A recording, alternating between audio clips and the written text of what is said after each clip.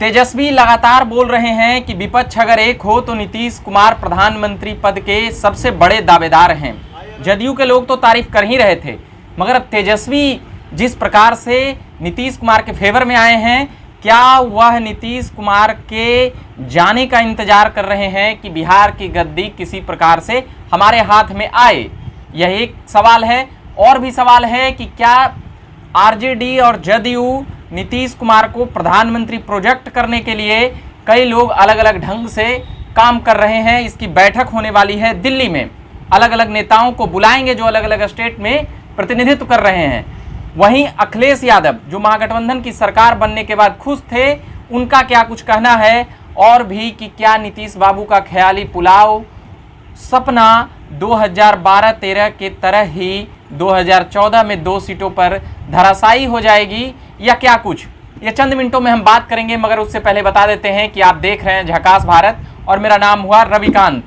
अब मैं आता हूं, जो लगातार बिहार में महागठबंधन में नीतीश कुमार के शामिल होते ही, जो महागठबंधन 2015 में बिहार में विधानसभा चुनाव लड़ी थी, उसके परिणाम के बाद नीतीश बाबू छोड़कर चले जाते हैं। मगर 2022 में 10 दिनों पहले अचानक से उनको बिहार का हित और देश का हित नजर आने लगता है।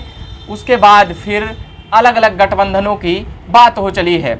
मगर अब देखना यह है कि अखिलेश यादव जहां पर 80 सीटें हैं उत्तर प्रदेश में, वहां लगातार बीजेपी, जब से अमित शाह 2014 में वहां पर गए, 2013 में प्रभारी बनाए गए बीजेपी के, उसके बाद से ही उसका परिणाम बीजेपी के ओर दिखा और एक इतिहास रचते हुए नजर आए हैं।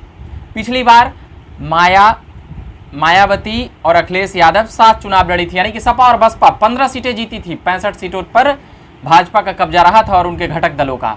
मगर ममता बनर्जी क्या कुछ सोचती हैं? अखिलेश यादव अभी ही मन तड़ेरने लगे हैं और यह कहने लगे हैं कि इस पर ममता बनर्जी, अरविंद केजरीवाल और वहीं तेलंगाना के मुख्यमंत्री का नाम लेते हुए नजर आए।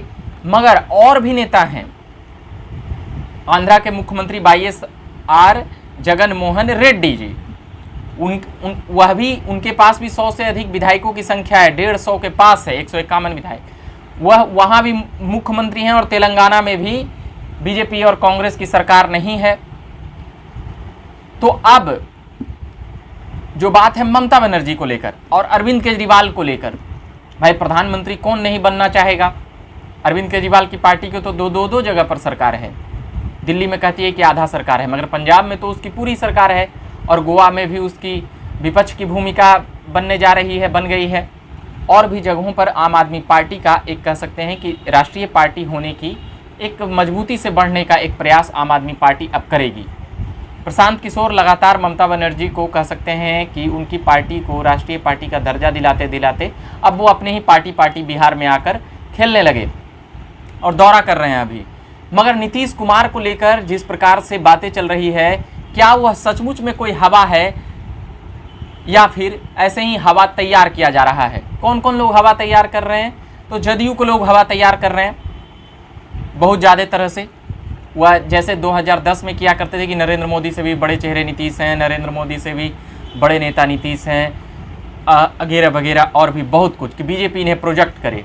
मगर 2013 में सारे सपने और कयास चकनाचूर हो जाते हैं जब गोवा के राष्ट्रीय कार्यकारिणी के सभा में नरेंद्र मोदी का नाम सबसे ऊपर आता है चुनाव अभियान समिति में। अब फिर से नीतीश कुमार की सपने हिचकोले खाए हैं और राजनीति में क्यों नहीं सपने देखने चाहिए। और जो नेता 17 सालों तक मुख्यमंत्री रहा हो और लगभग आधी सदी तक राजनीतिक जीवन से जुड़ा हो, छात्र राजनीति से, और लगभग 4 दशकों से वह संसदीय जीवन में हो, तो लाजमी सी बात है। और लगातार नीतीश कुमार 1985 से अब तक लगातार संसदीय जीवन में, और 1989 के बाद 2004 तक 6 टर्म MP का चुनाव भी जीत चुके हैं और बिहार में 8 बार मुख्यमंत्री का शपथ भी ले चुके हैं। 4 बार बिहार के मुख्यमंत्री के चेहरे के तौर पर वह बहुमत भी दिला चुके हैं।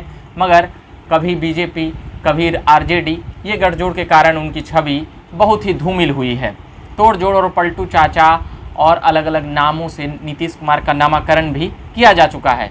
मगर अब देखने वाली बात यह है कि आरजेडी भी जिस तरह से माला जप रही, उनके मंत्री गया में विष्णुपद मंदिर से निकलते ही उनका कहना था सुरेंद्र यादव का कि हमने तो प्रधानमंत्री बनने के लिए मन्नत मांगी है, और भी अलग अलग अब आरजेडी के विधायक मंत्री, जब तेजस्वी यादव खुद ही कह रहे हैं तो फिर पूरी आरजेडी कह रही है कि नीतीश कुमार एक मजबूत विपक्ष के नेता हो सकते हैं 2024 में।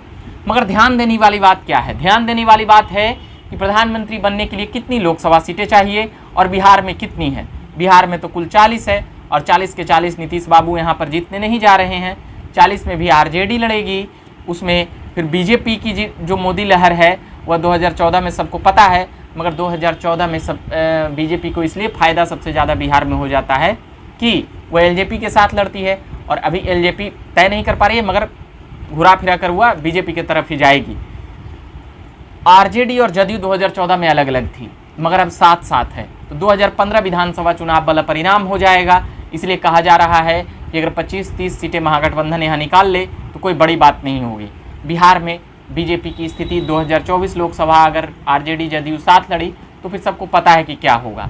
मगर अब नीतीश कुमार प्रधानमंत्री चेहरे हैं या नहीं, इसके बीच में कौन कौन चेहरे और भी हैं तो मैं बता देता हूँ। ममता बनर्जी के पास इनसे 54 विधायक हैं। फिर आ जाइए दक्षिण में तेलंगाना का,